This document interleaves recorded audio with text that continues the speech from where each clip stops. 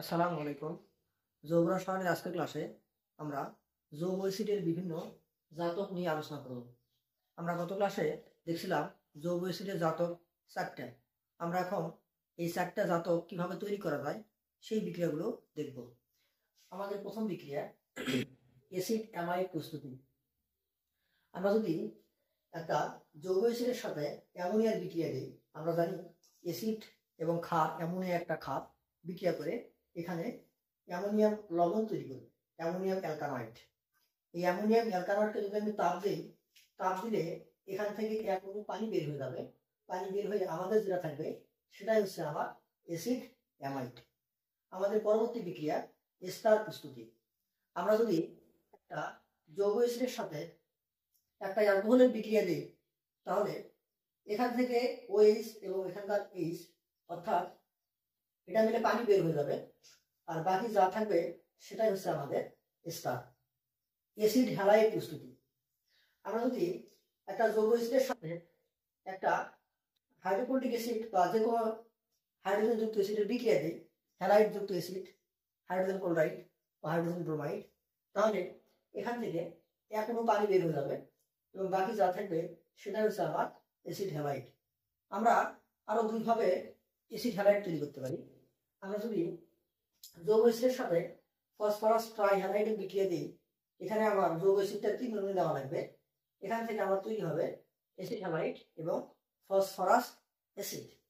আবার যদি যৌগ অ্যাসিডের সাথে ফসফরাস পেন্টাহ্যালাইডের বিক্রিয়া দিই, এখান থেকে আমরা অ্যাসিড হ্যালাইড পাবো, কিন্তু এখানে ফসফরাস অ্যাসিড তৈরি হবে না, এখানে তৈরি হবে এই হাইড্রোজেন হ্যালাইড এবং ফসফোনিক হ্যালাইড। এখানে যদি ক্লোরিন হইতো তাহলে এটা ফসফোনিক ক্লোরাইড হইতো। আমরা এবারে দেখব অ্যাসিড অ্যানহাইড্রেট প্রস্তুতি। হাইড্রেট মানে হলো পানি, আর অ্যানহাইড্রেট কথাটার মানে হলো পানি মুক্তকরণ। এখন আমরা জানি যে কোনো একটা যৌগ থেকে পানি মুক্ত করার জন্য কি লাগে? নিরোধক লাগে। তার মানে আমরা এখানে নিরোধকের মাধ্যমে আমরা পানি বের করে আমরা অ্যাসিড অ্যানহাইড্রেট তৈরি করব। আমরা দেখি বিক্রিয়াটা কিভাবে হয়। আমি যদি দুইটা যৌগ অ্যাসিড নিয়ে, এখানে একটা যৌগ অ্যাসিড এবং এখানে একটা যৌগ অ্যাসিড, দুইটা যৌগ অ্যাসিডের বিক্রিয়া দেই এবং এখানে যদি একটা নিরোধক পদার্থ নেওয়া হয়, এখানে আমি নিরোধক হিসাবে ফসফরাস পেন্টঅক্সাইড নিছি। আমরা কিন্তু এখানে নিরোধক হিসাবে অ্যাসিডীয় যেটা নিরোধক সেটা নেওয়া লাগবে। কেন? কারণ আমি যদি একটা ক্ষারীয় নিরোধক নেই, ধরো আমি ক্যালসিয়াম অক্সাইড নিলাম, তাহলে যেটা হবে আমার এই ক্ষার অ্যাসিডের সাথে বিক্রিয়া করবে, অর্থাৎ নিরোধক নেওয়ার উদ্দেশ্যটা আমার ব্যাহত হবে। তাই এখানে আমার একটা অ্যাসিড ধর্মী নিরোধক পদার্থ নেওয়া লাগবে। তাহলে ফসফরাস পেন্টঅক্সাইড এটা অ্যাসিড ধর্মী, এটা বুঝবো কিভাবে? আমরা জানি ফসফরাস একটা অধাতু, আর অধাতুর অক্সাইডগুলো অম্লধর্মী হয়। তাই এখানে ফসফরাস পেন্টঅক্সাইড একটা অ্যাসিড ধর্মী নিরোধক।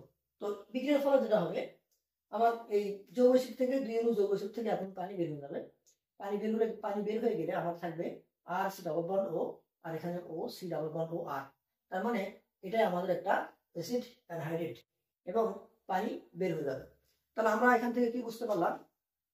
আমরা বুঝতে পারলাম যে যৌগ অ্যাসিড থেকে 4টা জাতক খুব সহজেই তৈরি করা যায়।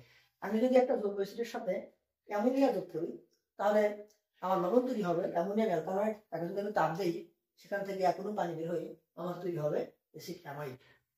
যৌগ অ্যাসিডের সাথে আমি যদি একটা অ্যালকোহলের বিক্রিয়া দিই, সেখান থেকে আমরা পাবো হচ্ছে গিয়ে এস্টার, এখানে এক অণু পানি বের হয়ে যাবে।